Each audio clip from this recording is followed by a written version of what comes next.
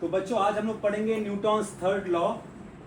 Newton's first law already हमारे video में दिया हुआ है, तो आप जाके चेकआउट कर सकते हैं कि न्यूटन्स फर्स्ट लॉ क्या है, न्यूटन्स सेकंड लॉ भी क्या है, ये भी दिया हुआ है, और ये न्यूटन थर्ड लॉ। ठीक है, तो आज का जो ये लेक्चर होने वाला है ये बहुत ही छोटा होने वाला है, क्योंकि मैं आपको बताना चाहता हूँ कि न्यूटन्स थर्ड लॉ है क्या।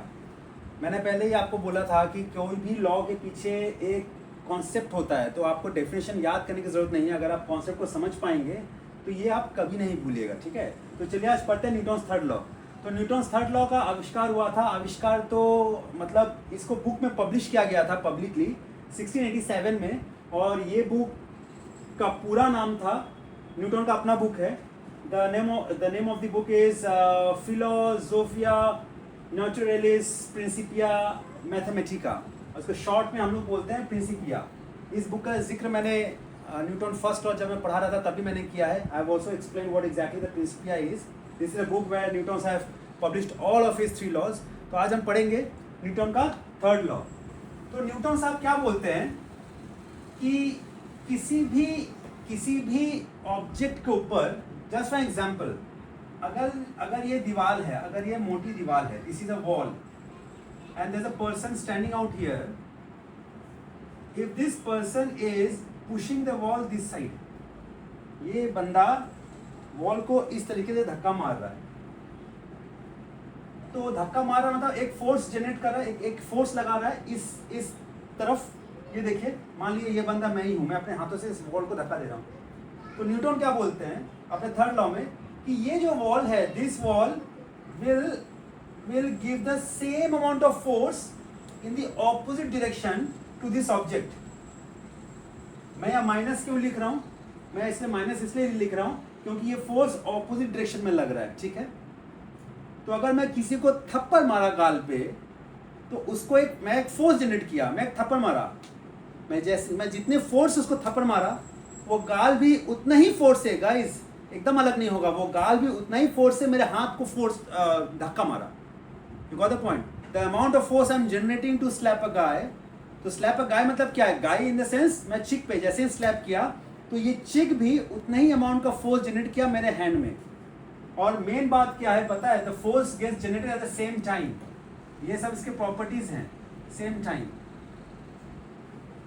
ठीक है, force will be same, force same, but object will be different. इतना याद रखिएगा, this is the main thing, object will be different. Now here this person is forcing the wall, तो इसको बोलेंगे एक्शन, इसको बोलेंगे एक्शन। और ये वॉल इतना ही फोर्स से इस पे अप्लाई हो रही है, इस ऑब्जेक्ट के ऊपर। ये है ऑब्जेक्ट ए, ये है object B. So action is getting applied on object A, मतलब एक्शन का जो फोर्स है ये ऑब्जेक्ट ए पे अप्लाई हो रहा है। ठीक है, और जो फोर्स वॉल लगा रही है ऑब्जेक्ट ए के ऊपर, मतलब ऑब्जेक्ट बी जो फोर्स लगा रही है ऑब्जेक्ट ए के ऊपर, उसको बोलेंगे रिएक्शन, उसको बोलेंगे रिएक्शन। रिएक्शन का जो फोर्स लग रहा है वो किसके ऊपर लग रहा है, एक्शन जो फोर्स लगा रही है वो लग रहा है ऑब्जेक्ट बी के ऊपर, आई एम सॉरी, और रिएक्शन जो फोर्स लगा रही है वो किसके ऊपर लग रहा है, ए के ऊपर।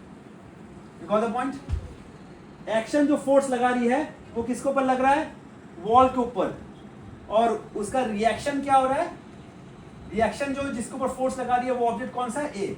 अब यहाँ पे बहुत लोग कंफ्यूज होते हैं, स्टूडेंट लाइफ में बहुत लोग कंफ्यूज होते हैं, वो सोचते हैं कि पहले एक्शन हो रहा है उसके बाद रिएक्शन हो रहा है। नहीं, ऐसा नहीं है, ये दोनों फोर्स एक साथ लग रहा है, दोनों फोर्स, मैं क्या बोला, at the same time both the forces are being applied.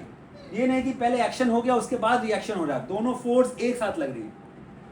अगर दोनों फोर्स एक साथ लग रही है, एक एफ है एक माइनस एफ है, तो कैंसिल आउट ईच अदर क्यों नहीं हो जाते, बोलो तो कैंसिल हो सकते हैं। कैंसिल इसीलिए नहीं होते क्योंकि ऑब्जेक्ट इज डिफरेंट।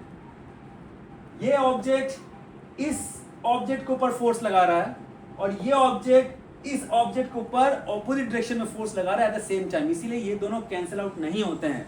रिमेंबर, जब भी आप कोई भी मैथमेटिक्स करेंगे, कोई भी आप इक्वेशन या डेरिवेशन करेंगे, ये फोर्स कैंसिल आउट नहीं होता। तो गाइस इसका डेफिनेशन क्या होगा, what would be the definition of Newton's third law? Every action has an opposite an equal reaction, एकदम छोटा सा है. For every action there is an opposite, opposite नहीं होगा, there is an opposite and equal reaction.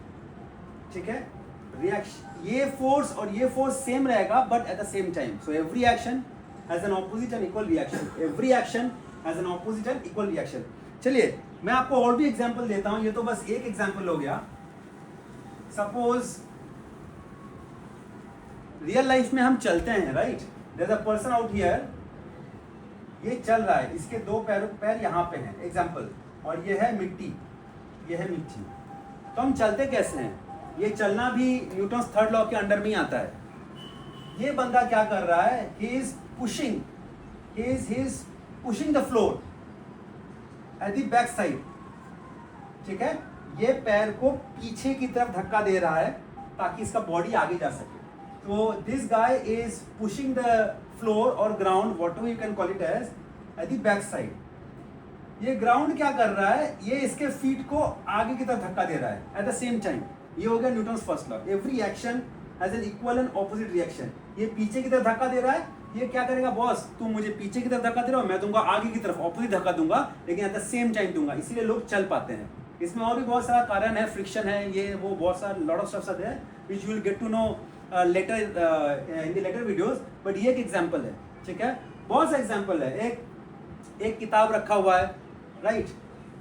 उस किताब को मैं हल्का सा पुश कर रहा हूँ, तो जैसे मैंने बताया, मैं जैसे ही फोर्स लगाऊंगा उस किताब के ऊपर, वो थोड़ा सा मूव करेगी. करे या ना करे does not matter, because force does not depend on the movement. Force, ये दीवार है, मैं बहुत कस के यहाँ पे फोर्स लगा रहा हूँ, या फोर्स फिर भी लग रहा है, राइट. भले ही दीवार हल्का सा मूव करे because it has a heavier mass. तो मैं जैसे ही फोर्स लगाया किताब के ऊपर, किताब भी उल्टा मेरे हाथ पे फोर्स लगा रही है, ऑपोजिट. तो मैं लगा रहा हूँ किताब के ऊपर one object, and that book is applying a reverse force, like a force to the opposite direction to my hand. ठीक है, तो दोनों अलग अलग ऑब्जेक्ट पे लग रही है at the same time but equal force. So every action has an equal and opposite reaction. So आज के लिए इतना ही था Newton's third law. We don't have much to explain in here as a part of the basics Newton's third law. हम लोग और advance में पढ़ेंगे अपने नेक्स्ट चैप्टर में. तो अभी के लिए thank you and happy learning.